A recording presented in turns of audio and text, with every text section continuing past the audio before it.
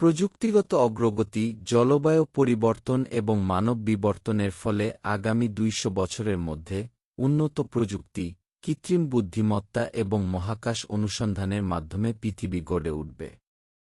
মানুষ মঙ্গল এবং অন্যান্য গ্রহে বসবাস করতে শুরু করতে পারে, মহাকাশে উপনিবেশ স্থাপন বাস্তবতায় রূপ নিবে, বেঁচে থাকার জন্য টেক-সই শক্তি এবং জৈব প্রযুক্তির উপর নির্ভরশীল হয়ে পড়বে। কৃত্রিম বুদ্ধিমত্তা এবং রোবোটিক্স নির্বিঘ্নে মানব জীবনের সাথে একীভূত হবে।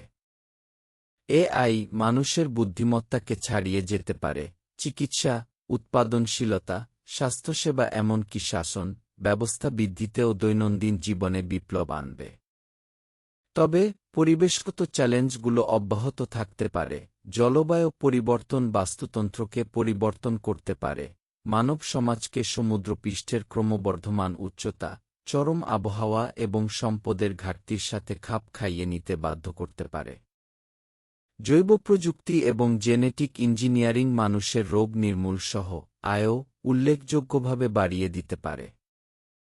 অন্যদিকে মস্তিষ্ক কম্পিউটার ইন্টারফেস জ্ঞান এবং যোগাযোগ উন্নত করতে পারে, মানুষের অভিজ্ঞতাগুলিকে পুনরায় সংজ্ঞায়িত করতে পারে।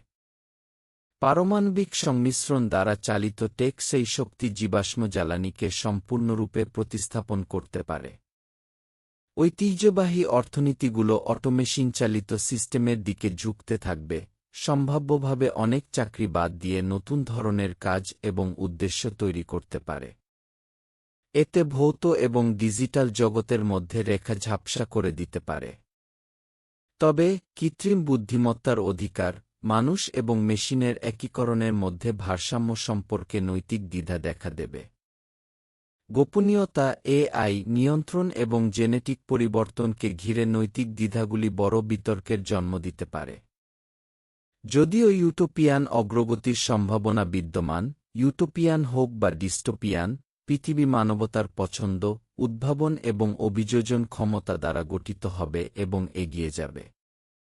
পরিবেশগত স্থায়িত্ব এবং ভূরাজনৈতিক উত্তেজনার মতো চ্যালেঞ্জগুলি তখনও সমাজকে গঠন করবে। মানবতা উন্নতি লাভ করবে নাকি সংগ্রাম করবে তা নির্ভর করবে এইসব প্রযুক্তি এবং সম্পদগুলি কতটা বিজ্ঞতার সাথে পরিচালিত হয় তার উপর।